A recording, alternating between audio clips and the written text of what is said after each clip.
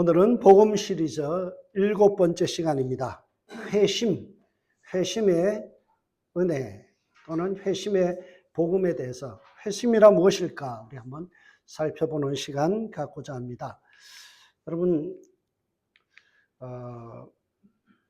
독일의 천재 철학자였던 괴테라는 분이 있습니다. 이분이 책을 많이 썼는데요.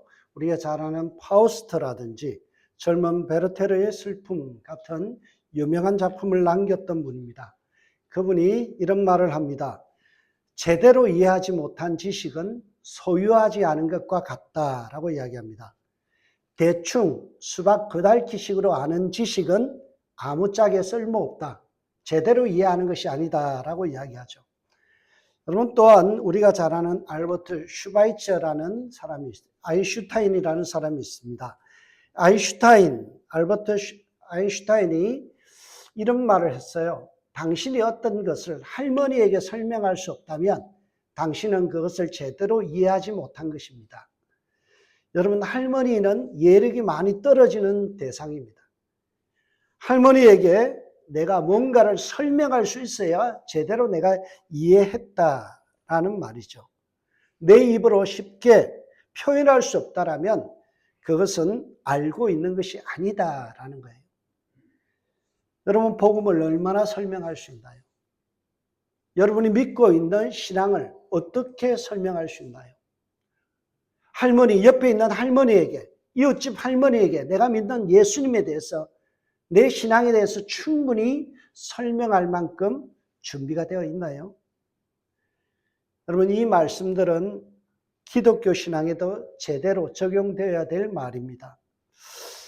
잠언의 말씀에 보면 이런 말씀이 있습니다. 미련한 자는 명철을 기뻐하지 아니하고 자기의 의사를 드러내기만 즐거워하느니라. 여러분, 이 말을 쉽게 이야기하면 미련한 자의 정의가 뭐예요? 미련한 자다. 그 뜻이 뭔가요? 명철을 기뻐하지 않는다는 거예요. 명철이 뭡니까? 깊은 예력을 갖추는 것이 명철이에요.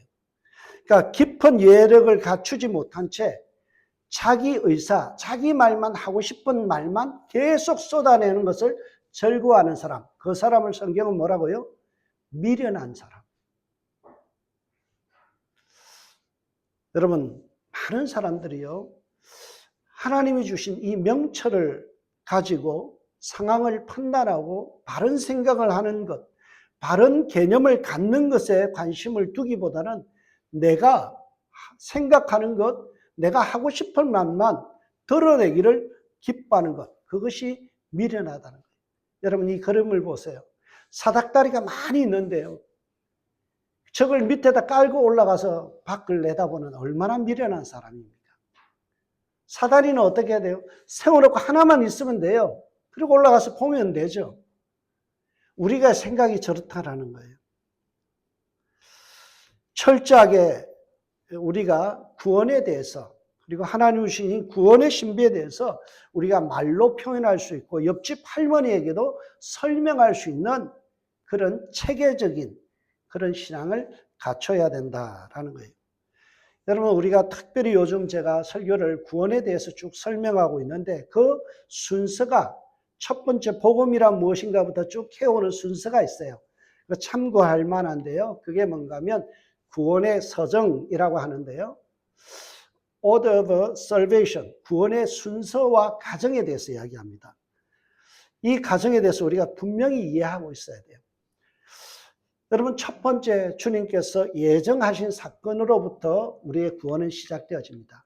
그리고 소명, 부르심과 중생과 회심, 그 다음 믿음, 신앙이라고도 되어 있는데요. 믿음, 칭의, 그 다음에 양자, 성화, 견인, 영화의 순서로 이렇게 우리의 구원이 시작되어집니다. 로마서 8장 29절에 보면 이 내용이 나와 있습니다. 구원의 서정, 순서에 대해서 우리를 이게 설명하는 내용인데요. 로마서 8장 29절. 또 미리 정하신, 예정하신 그들을 또한 부르시고, 콜링, 소명하시고, 부르신 그들을 또한 의롭게, 어렵다라는 것은 벌써 칭의의 문제를 이야기하죠. 의롭게 하신 그들을 또한 영화롭게 하셨느니라. 많은 부분이 생략되었지만 예정하시고 부르시고 칭의, 의롭게 하시고 마지막에 종국에는 우리를 영화로운 존재로 만들어 놓는다. 이 전체가 뭐라고요? 구원이라는 거예요.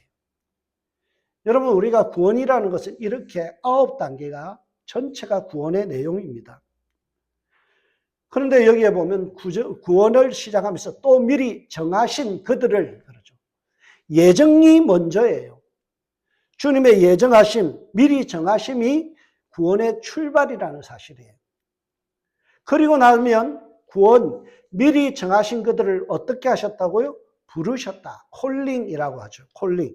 또 미리 정하신 그들을 부르시고, 이것을 콜링, 신학적 용어로는 소명이라고 이야기합니다. 고린도전서 1장 9절에 보면 이렇게 이야기합니다. 고린도전서 1장 9절에 보면 너희를 불러 그의 아들 예수 그리스도 우리 주와 더불어 교제하게 하시는 하나님은 미쁘시도다. 너희를 불러, 콜링, 부르셨다는 거예요. 하나님께서 예정하실 뿐만이 아니라 나를 그리스도인으로 부르셨다.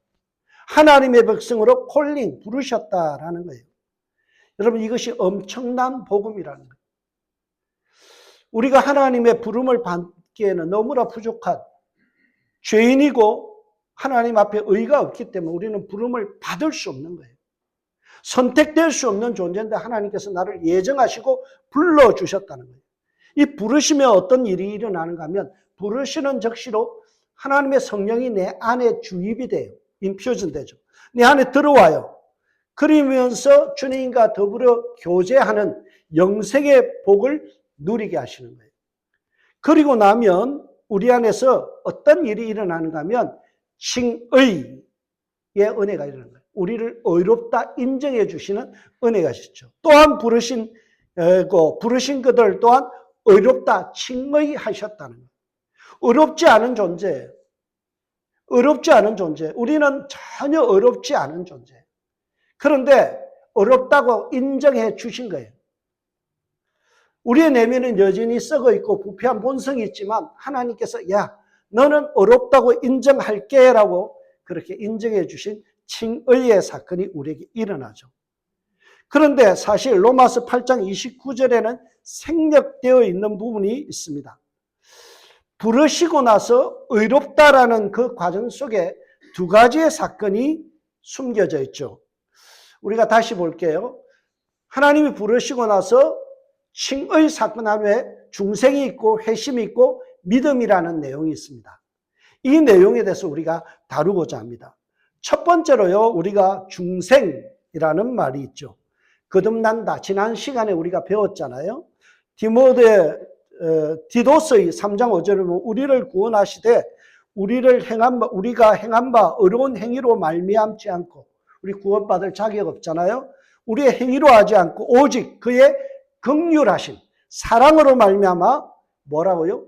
중생의 씻음. 지난 시간에 배웠던 중생이 나오는 거예요. 우리를 거듭나게 하시는 것. 그리고 나서 뭐가 나와요? 성령으로 말미암아 우리가 새롭게 되어지는, 우리의 마음의 내면과 삶이 새로워지는 이 내용이 바로 회심 사건이다. 그러면 믿음은 어떻게 되느냐? 믿음에 대해서도 다루겠습니다. 여러분, 구원에 있어서 중생하는 순간까지 우리가 한 것은 아무것도 없습니다. 왜냐하면 하나님께서 우리를 구원하시되 뭐라고요? 우리의 행위로 말미암지 않고, 우리의 행위로는 구원받을 자 하나도 없는 거예요. 그래서 하나님의 긍휼하신 하나님의 사랑으로 말미암아 우리가 구원받았다라는 사실이죠. 여기까지 보면 우리는 구원에 있어서 내가 아무것도 한 게 없어요. 하나님께서 나를 구원하시기로 작정하시고 성령이 내 안에 들어와서 나를 거듭나게 하시고 변화시켜서, 그래서 뭐 한다고요? 칭의, 의롭게 하시는 그 과정 속에 내가 기여한 건 아무것도 없어요. 바울은 이 사실을 고린도전서 2장 9절에서 말씀합니다. 너희를 어두운 데서 불러내어, 불러내어 그의 기이한 빛에 들어가시게 하신 이 누구예요? 예수님이라는 거예요. 여러분이 구원받은 것은요, 이 모든 구원의 역사가 일어난 거는요, 사건이 일어난 거는 예수 그리스도의 십자가의 공로라는 거예요. 그래서 우리는 의롭다라고 인정받은 거예요. 우리는 우리 안에서 예수 그리스도 때문에 우리의 마음에 변화가 일어난 거죠. 중생, 거듭난 거예요. 이것은 하나님의 주권적인 은혜의 선물이에요. 여러분, 선물을 누가 내게 줬어요? 내가 뭔가 한 거 있어요? 상대방이 난 게 그저 준 거잖아요. 이게 바로 하나님이 내게 주신 구원 사건이라. 그렇다면 구원의 과정에서 인간이 아무것도 안 한 거냐? 할 일이 없는 거냐? 아무것도 한 게 없습니까? 라는 그러면 의문을 가질 수 있죠. 성경은 인간이 하나님의 은혜로 말미암아서 구원을 받게 되면 우리 속에서 성령이 내 안에 들어오시고 이 성령이 내게 들어오시면 우리 안에 놀라운 내면의 변화가 일어나요. 이 변화가 일어나는 것. 이걸 바로 회심 사건, 회심이라고 이야기해요. 여러분, 우리가 우리 마음속에 내면의 성령이 내 안에 들어오면 내 마음을 바꿔놔요. 그것을 회심 사건이라고 이야기합니다. 여러분, 성령이 내 내면 안에 들어와서 거룩한 영이 임하기 때문에 내 안에 거룩한 마음이 일어나죠.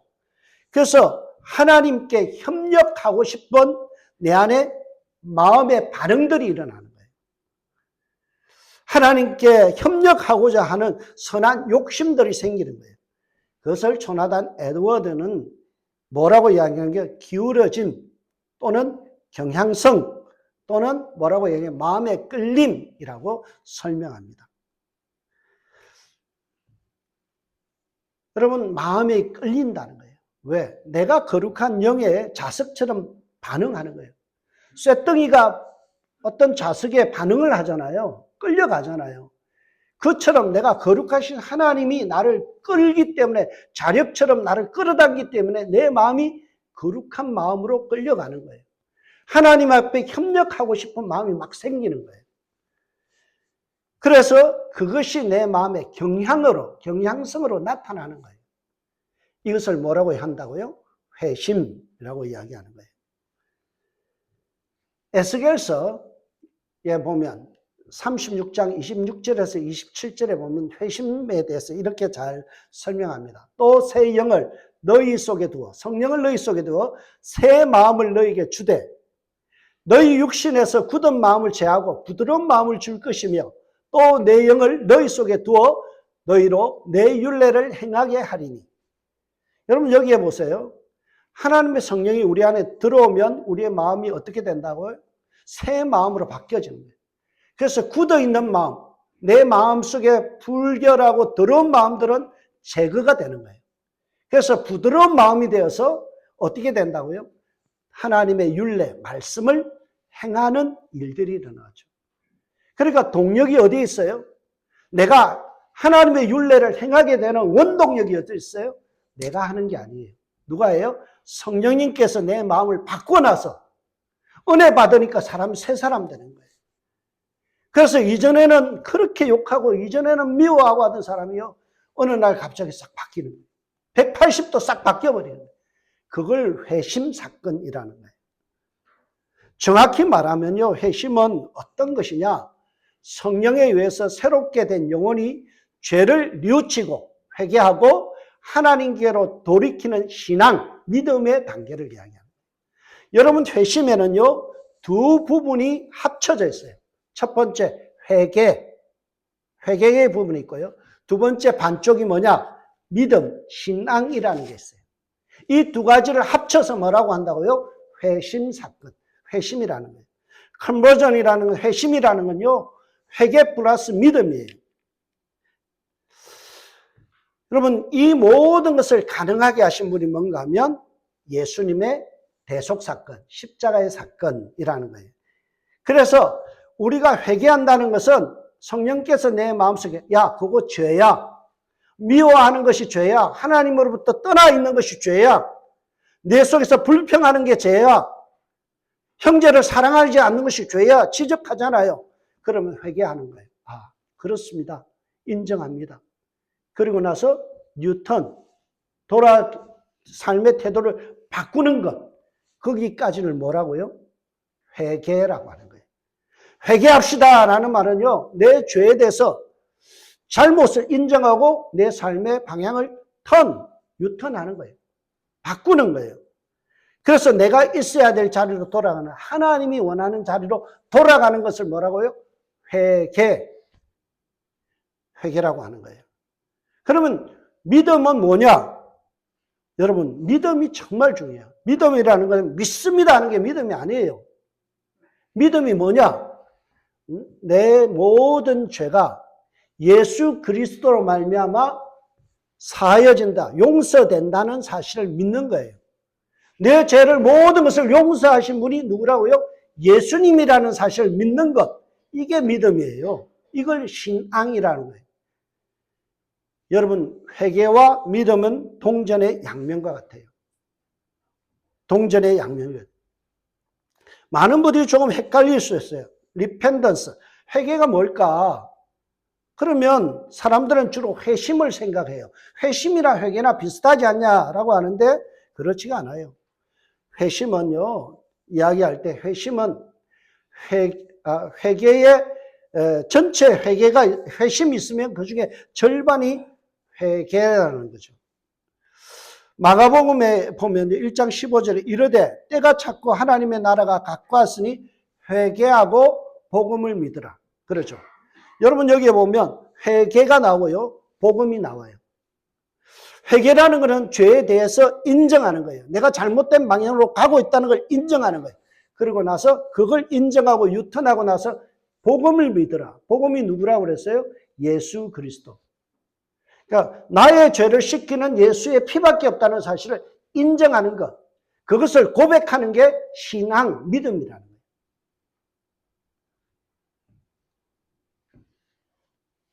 여러분들 안에서 죄에 대해서 통회함을 가지고 계속 눈물 흘리는 사람들, 내가 10년 전에 지었던 죄, 그걸 자꾸 되새기면서 회개하는 분들이 있어요.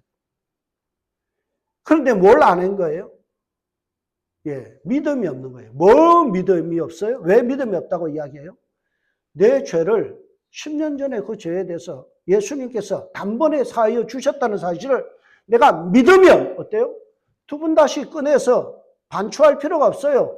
10년 전의 죄에 대해서 이미 용서받았다는 사실을, 예수 그리스도를 말미암아 용서받았다는 사실을 믿으면 어때요? 그 죄는 다 씻겨진 거예요. 용서된 거예요.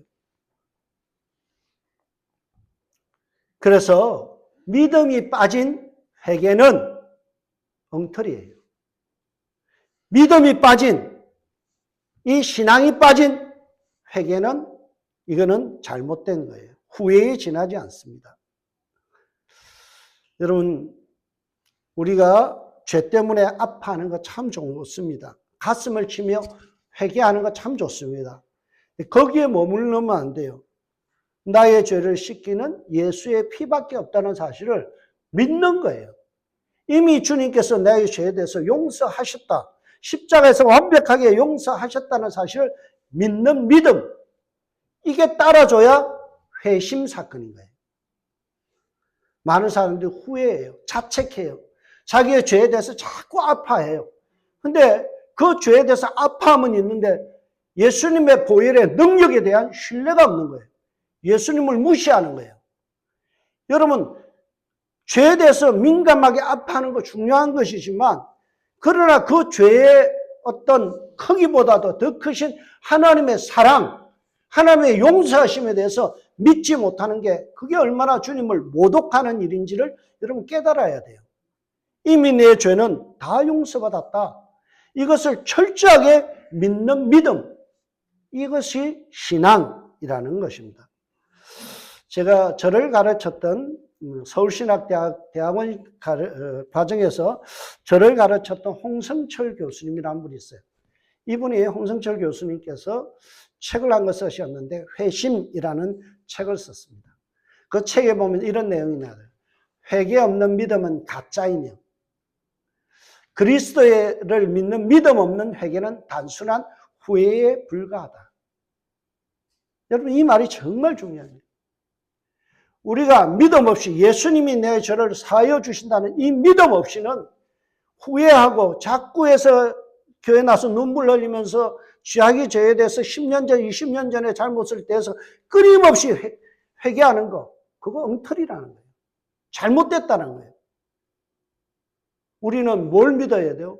예수님의 십자가 사건이 완벽하게 우리의 죄를 용서하시고 죄의 모든 뿌리까지 다 뽑아서 제거하셨다는 사실을 믿는 믿음이 더 중요하다는 거예요. 이 믿음 없이 우리가 살다 보니까 어때요? 부흥회 때마다 눈물 짜잖아요.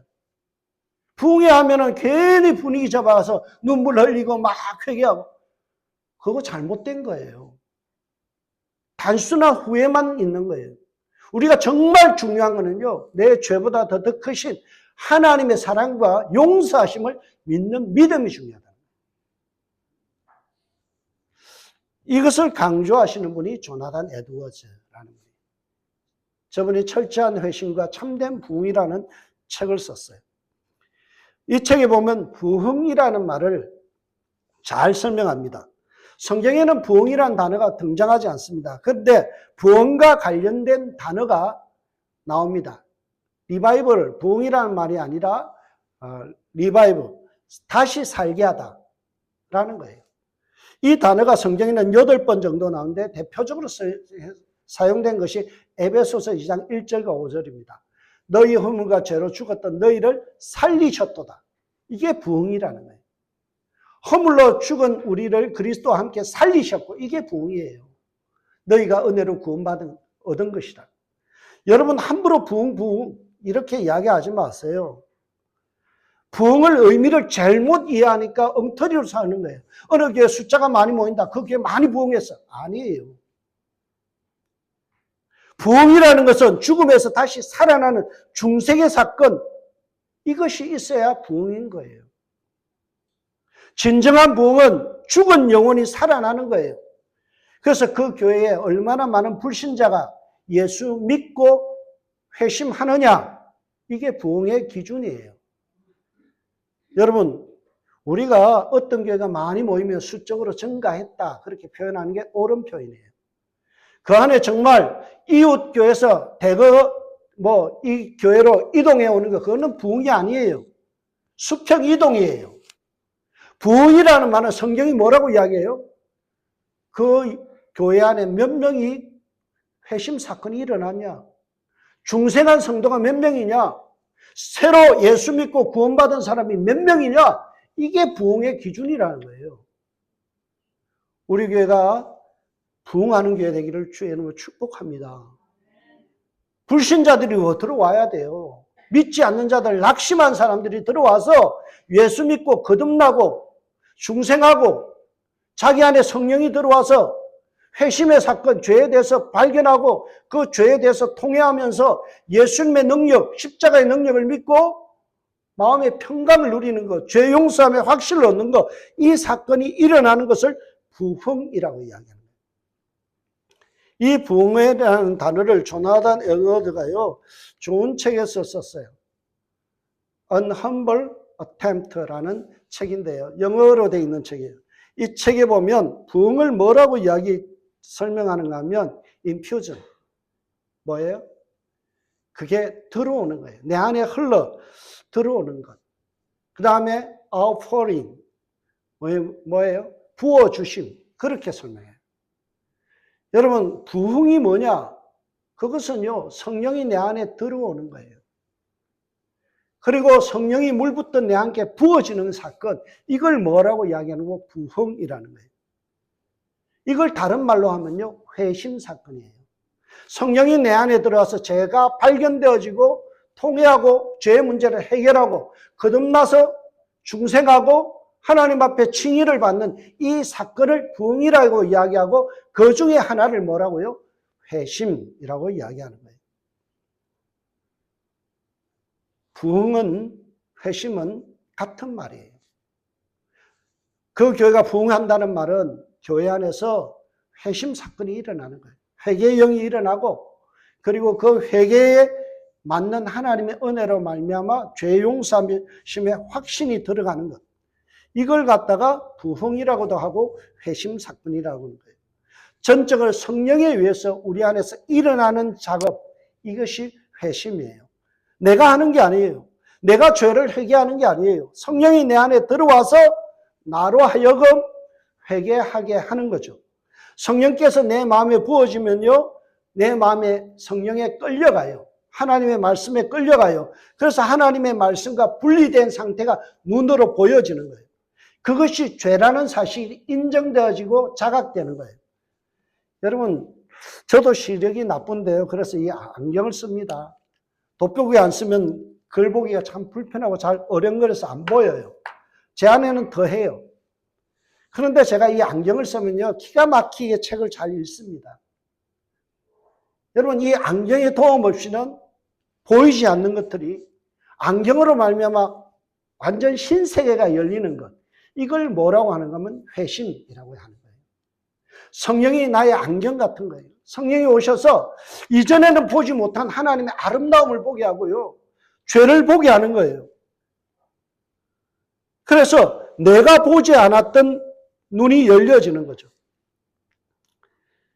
조나단 에드워드는요, 뭐라고 이야기하는가 하면, 철저한 회심은 하나님의 아름다움, 거룩과 미덕을 마음에 품는 것이다. 이 말은 뭔가요? 하나님의 미덕, 하나님의 아름다움이 내 안에 흠뻑 젖어들어서 모든 것이 아름답게 보여요. 여러분, 사랑을 해보셨죠? 그랬으니까 결혼했을 거 아니에요. 그걸 우리는 뭐라고 해요? 콩깍지가 씌었다 그러잖아요. 그죠? 콩깍지가 씌었다. 보면은 평범하게 생겼고, 못생긴 사람인데도 사랑할 때는요, 모든 것이 아름답게 보여요. 예쁘게 보여요. 그렇죠?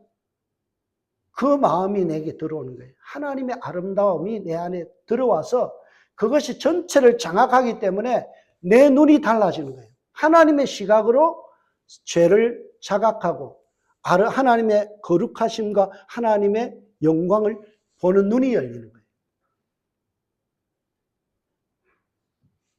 그래서 우리의 세계에서 신세계가 열려지는 거죠. 여러분, 우리가 하나님의 부흥사건, 이 회심사건이 우리 안에 일어나면요, 정말 초자연적인 눈이 열려져서 만물을 새롭게 보는 일들이 일어나죠. 그래서 우리가 찬양에 이런 찬양하죠. 주 예수보다도 귀한 것은 없네. 주 예수보다도 귀한. 세상 모든 자랑은 다 버리는 거예요. 왜 세상의 모든 돈과 명예 모든 것을 왜 버려요? 그 좋은 것을 우리가 우리 안에 회심 사건이 일어나면요, 하나님의 아름다움으로 가득 차서 하나님이 정말 존귀하다, 주 예수보다도 귀한 것이 없이 보이기 시작하는 거예요. 그게 축복인 거예요. 그게 진정한 복받은 성도인 거예요. 그런데 우리가 하나님의 시각으로 아름다움을, 빛을 보기 시작하면요, 그림자가 보이기 시작해요. 내 내면에 추악한 죄들이 보이기 시작해요. 햇빛이 착 들어오는 창문 안으로 보세요. 먼지가 얼마나 많은지 보이잖아요. 하나님의 강력한 빛이 내 마음에 비치기 시작하면 죄에 대한 자각이 일어나요. 하나님의 고귀한 빛 앞에서 서면 나의 추함이 드러나죠. 그리고 하나님과 불편한 관계, 하나님의 마음을 섭섭하게 하고 하나님과의 관계가 단절되어 있는 게 눈에 보이기 시작해요. 그래서 뭐가 일어나요? 회개가 일어나는 거예요. 그때부터 하나님, 나는 죄인입니다. 그래서 회개가 터지는 거예요. 그런 회개는 좋은 회개예요. 그래서 고린도후서 7장 10절에 보면 하나님의 뜻대로 하는 근심은 후회할 것이 없는 구원에 이르게 하는 회개에 이를 것이요. 여러분, 우리가 하나님의 거룩하심과 하나님의 영광스러움 앞에 서게 되면 나의 초라함이 보여요. 그러니까 선지자들이 화로다, 나는 망하게 되었도다. 나는 입술이 부정한 사람이라. 그 거룩했던 이사야 같은 사람, 에스겔 같은 사람, 모든 사람이 뭐라고요? 나는 죄인 중에 괴수다. 바울이 그렇게 고백할 수밖에 없는 게 뭐예요? 우리보다 훨씬 뛰어난 분들이에요. 우리보다 신앙이 좋은 사람들이에요. 그런 그분들이요, 하나님의 거룩하심 앞에 서보니까 어때요? 눈이 열리는 거예요. 어떻게 눈이 열려요? 와, 내가 죄인이구나. 그래서 철저하게 주님 앞에 회개하는 거예요. 그런데 동시에 우리의 눈이 또 하나를 보게 되는데, 그게 뭔가 하면 새로운 시각이 열리는데, 그런 나를 사랑하신 주님의 사랑이 보이는 거예요. 예수 사랑하심을 성경에서 배웁니다. 날 사랑하신 날 사랑하심. 성경에 써있는. 그게 눈에 들어오기 시작하는 거예요. 십자가를 통한 주님의 사랑과 용서가 내 눈에 들어오기 시작하는 거예요. 십자가에서 예수님께서 다 이루었다. 그 말의 뜻이 뭐예요? 완불했다, 지불했다. 너의 죄값, 네가 치료의 죄에 대한 모든 것 내가 대신 치렀다. 그 말을 선언해 주신 그 놀라우신 사랑을 우리는 알게 되는 거죠. 그것을 믿는 것을 뭐라고 한다고요? 신앙, 믿음이라는 거예요. 예수 사랑하심을 성경에 썼어요. 예수님이 나를 사랑하신 것을 믿는 것. 그래서 십자가에서 자기가 피 흘려 죽기까지 나의 죄값을 대신 치러주신 이 사건을 내가 믿는 것. 그게 믿음이에요. 그걸 얼마나 깊이 믿느냐가 믿음의 깊이예요. 여러분, 많은 사람들이 오해해요. 믿습니다. 뭘 믿어요? 이분은 믿습니다. 발음 세게 해요. 믿음 아니에요. 믿음의 실체가 있어야 돼요. 믿음의 실체가 뭐예요? 나 같은 죄인을 용서하신 그 십자가의 사랑을 믿는 것. 그게 진정한 믿음이라는 거예요. 하나님의 시선으로 보면요, 다른 변이 보이는 거예요. 김영익 목사님이란 분이 율법과 복음이라는 책을 썼어요. 그 책에 보면 핵심을 이렇게 설명합니다. 하나님을 떠나 살던 사람이 죄를 회개하고 예수 그리스도를 믿어 하나님께로 돌아서는 삶의 방향 전환. 여기서 믿는다는 것은 예수의 공로를 믿는 것이다. 그거예요. 찬송가 421장의 내용이 있죠. 내가 예수 믿고서 죄사함 받아 나의 모든 것 다 변했네. 내가 가는 길은 천국 길이요 주의 피로 내 죄를 씻었네. 이게 믿음이에요. 이게 회심이에요. 그냥 회개에 머무르는 게 아니라 회개한 다음에 예수님의 십자가 앞으로 나아가는 것. 이게 회심이라는 거예요. 이런 자들은요, 예수님의 그 사랑과 용서 때문에 마음에 기쁨이 넘쳐요. 그래서 매일마다 고통의 문제가 있지만, 아픔도 있고 서름도 있고 고통도 있고 속상함도 있지만 우리의 찬양의 18번이 있죠. 그게 뭐예요? 하늘 가는 밝은 길이. 하늘 가는 밝은 길이, 밝음이, 거기에 보면 하늘 영광 밝음이 얻은 건을 해치니 예수 공로 의지하여 항상 빛을 보도다. 예수 공로 의지하여 항상 빛을 보는 것. 이게 믿음이고 이게 회심 사건의 핵심이에요. 마음의 영적 감각이 생기고 하늘의 기질과 천사의 마음을 품게 되는 거예요. 탁월하신 예수님만을 자랑하는 거예요. 신뢰하는 거예요. 그래서 스데반이요, 죽음 앞에서도 어떻게 고백해요? 하늘이 열린다. 하늘에 주님이 서신 것을 보는도다. 돌이 날라오잖아요. 피가 흐르는 돌을 맞고도 그가 어떻게 고백해요? 내가 이 새로운 세계가 열리는 거예요. 그래서 항상 빛을 보도다. 하나님의 그 거룩하심의 빛 앞에서 매료되어서 내가 돌이 날라와도요, 아픈 걸 모르는 거예요.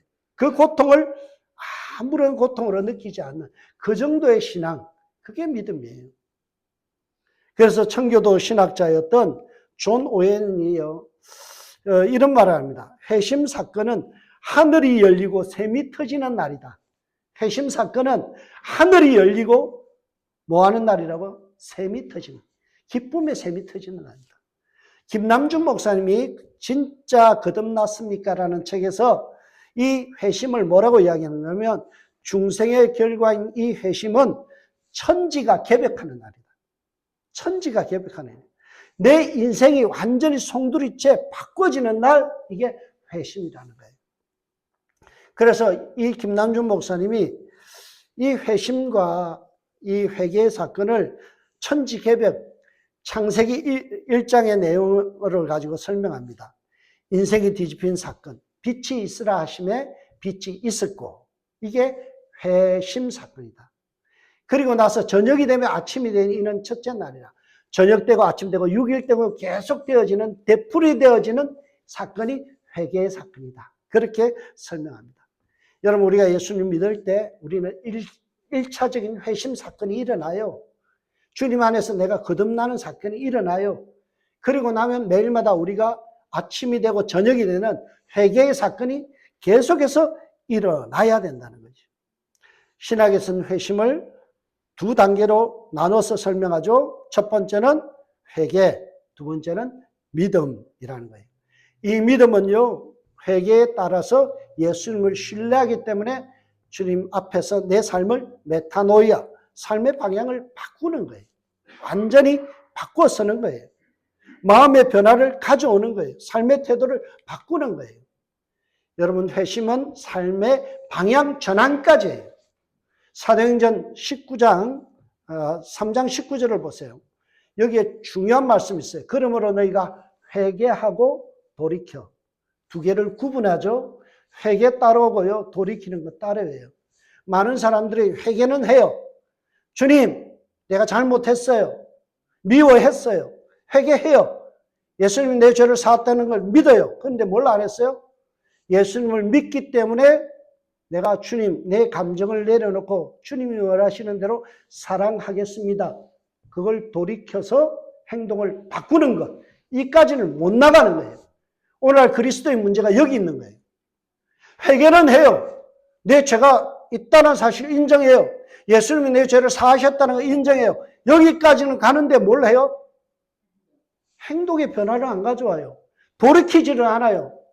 방향 전환을 안 해요. 그러니까 삶은 되돌이표예요. 도돌이표예요. 계속 그 일을 반복해요. 그리고 교회 와서 또 울어요. 또 회개해요. 그러고 나서 또 미워해요. 여러분, 회개하시면요, 언제 뭘 해야 돼요? 방향 전환을 하는 거예요. 죄에 대해서는 후회만 하는 것이 아니라 죄에 대한 용서를 믿는다면 돌이켜서 삶의 방향을 바꾸어내는 거예요. 요한일서 1장 6절에서 7절을 보세요. 만일 우리가 하나님과 사귐이 있다고, 뭐예요? 영생의 소망을 가진 하나님과 사귐의 삶을 산다면 어둠에 행하면 거짓말하고, 거짓말쟁이에요. 우리가 삶의 태도를 바꾸지 않으면 그거 거짓말쟁이에요. 내가 미워하고, 계속해서 미워하고 있는 그 마음 품고 있으면 뭐예요? 거짓말쟁이 신앙이에요. 다른 게 거짓말이 아니에요. 하나님은요, 뭐라고요?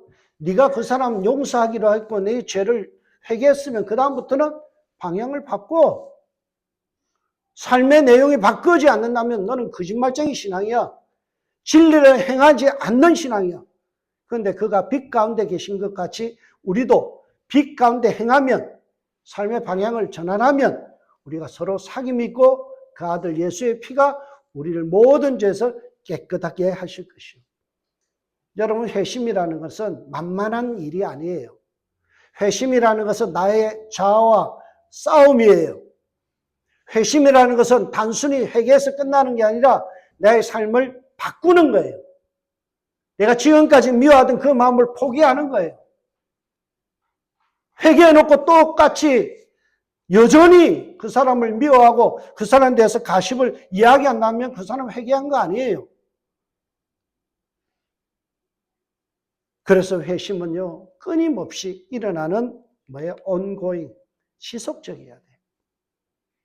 지속적인 사건이에요. 예수님을 영접할 때 1차 회심 사건이 일어나고요, 2차 회심, 삶에서 지속적으로 ongoing, 지속적으로 이 일들이 일어나야 돼요. 그래서 회심이라는 건요, 어떤 거냐? 타인의 손해를 끼쳤으면요, 그걸 변상하는 거예요. 저희 아버지가 60세에 갑자기 돌아갔어요. 돌아가시고 나니까요, 빚쟁이들이 전부 다 이 차용증 없다고 돈을 안 갚아요. 그런데 한 애가 몇 년 뒤에 찾아왔어요. 육군사관학교를 졸업하는 애인데요. 걔가 자기가 용돈을 모으고 첫 월급을 들고 왔어요. 들고 와서 뭐라고 하는가 하면, 저희 형님한테, 우리 어머님께 돈을 내놓고요, 이런 말을 했어요. 저희 아버지가 돈 빌린 거 압니다. 그래서 제가 그것을 그리스도인으로서 이걸 갚아야 되기 때문에 첫 월급과 4년 동안 용돈 모은 걸 가져왔습니다. 그게 회개예요. 그래서 저희 어머니가 이랬어요. 그거 장학금으로 네가 생각하고 나가서 사회 생활하는데 시드머리로 써라 하고 돌려줬어요. 여러분, 빌려간 돈에 10분의 1도 안 돼요. 그 돈을 가져왔어요. 10분의 1이에요. 30분의 1도 안 돼요. 그런데도 그 돈을 들고 왔더라고요. 그게 회개라는 거예요. 그게 회심이라는 거예요. 여러분 앞에 묻고 싶어요. 누구에게 손해 끼친 것은요, 갚으세요. 갚지 않는 것은 회심이 아니에요. 오늘날 그리스도인들이 이 일을 하지 않기 때문에 뭐예요? 회개만 하지 회심 사건이 안 일어나는 거예요. 여러분, 우리가 회심 사건은 계속 일어나야 되는데 베네딕트 그로셀이라는 사람이 회심은 심리학과 신학의 만남이라는 책에서 이렇게 얘기합니다. 회심은 인간의 깨어진 본성이 하나님의 은혜로 만나 치유되는 과정이다. 여러분이 정말 평강을 누리고 기쁨을 누리기 위해서는요, 용서해야 돼요.